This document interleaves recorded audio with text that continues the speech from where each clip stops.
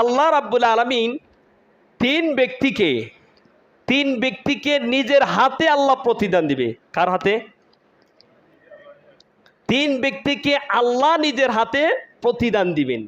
এর মধ্যে এক নম্বর হচ্ছে আল্লাহ বললেন, যারা বিপদ মুসিবতে ধৈর্য ধারণ করবে। কি করবে? যারা বিপদ মুসিবতে ধৈর্য ধারণ করবে, যারা ধৈর্যের সাথে আল্লাহর দিন পালন করবে, ইবাদত বন্দেগী করবে, আল্লাহ বললেন ইন্নামা ইউওয়াফাস সাবিরুনা আজরাহুম বিগাইরি হিসাব।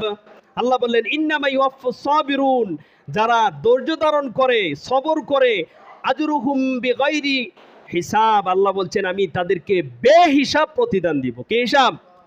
বেহিসাব প্রতিদান দিবেন। এটাকে আল্লাহ মিজানের পাল্লায় ওজন করবে না। মিজানের পাল্লায় ওজন না করেই আল্লাহ নিজ হাতে তাদেরকে প্রতিদান দিয়ে দিবেন, যারা বিপদ মুসিবতে ধৈর্য ধারণ করে। তাহলে বিপদ মুসিবতে কি অধৈর্য হওয়া যাবে? কথা বলেন।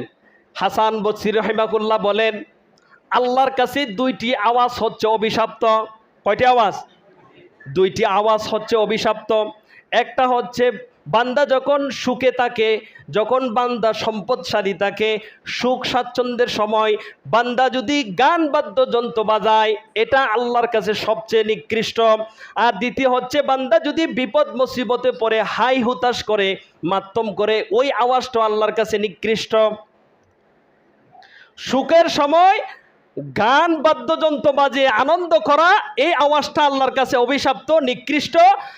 আর বিপদ মুসিবতের সময় মাতম করা, হাই হুতাশ করা, এটাও আল্লাহর কাছে নিকৃষ্ট। এই দুইটা আওয়াজ আল্লাহর কাছে নিকৃষ্ট। করা যাবে? সুখ স্বাচ্ছন্দ্যের সময় গান শোনা যাবে, বিপদ মুসিবতে পড়লে কি হাই হুতাশ করা যাবে? এটা কারা করে? যারা আল্লাহর প্রতি যাদের বিশ্বাস দুর্বল, বিপদে পড়লেই তারা আল্লাহর বিরুদ্ধে অভিযোগ করা শুরু করে দেয়। আমরা এটা করবে না। দুই নম্বর হচ্ছেন যারা মানুষের ভুল ত্রুটি মাফ করে দেয়। আল্লাহ রাব্বুল আলামিন বললেন, যারা মানুষের ভুল ত্রুটি মাফ করে দিবেন, আল্লাহ রাব্বুল আলামিন তাদেরকে বেহিসাব প্রতিদান দিবেন, আল্লাহ নিজের হাতে দিবেন। ফামান আফা ওয়া আসলাহা ফাআজরুহু আলাল্লাহ। ফামান আফা, যারা মানুষকে মাফ করে দেয়। কি করে দেয়? মাফ করে দেয়। ওয়া আসলাহা, এবং নিজেরা সংশোধন হয়ে যায়। ফাআজরুহু আলাল্লাহ, তাদের প্রতিদান হচ্ছেন আল্লাহর কাছে, আল্লাহ নিজে তাদেরকে প্রতিদান দিবেন। বল সুবহানাল্লাহ। মানুষকে মাফ করতে হবে। কেউ যদি ভুল করে মাফ চাই, মাফ করে দেবে, এগুলো আর মনে রাখা যাবে না, কিন্তু দ্বিতীয়বার আবার রিফ্লেক্ট ভুল করা যাবে না। আল্লাহ রাব্বুল আলামিন বলছেন, আল্লাযীনা ইউনফিকুনা ফিস সাররাই ওয়াদ দাররাই ওয়াল কাযিবিনাল গায়দ ওয়াল আফিঈনা আনিন নাস ওয়াল্লাহু ইউহিব্বুল মুহসিনিন। আল্লাযীনা ইউনফিকুনা ফিস সাররাই ওয়াদ দাররা, যারা প্রকাশ্যে গোপনে দান করে। ওয়াল কাযিবিনাল গায়দ, যারা নিজেদের রাগকে নিয়ন্ত্রণ করে। রাগ উঠলে আল্লাহর জন্য রাগকে যারা নিয়ন্ত্রণ করেন।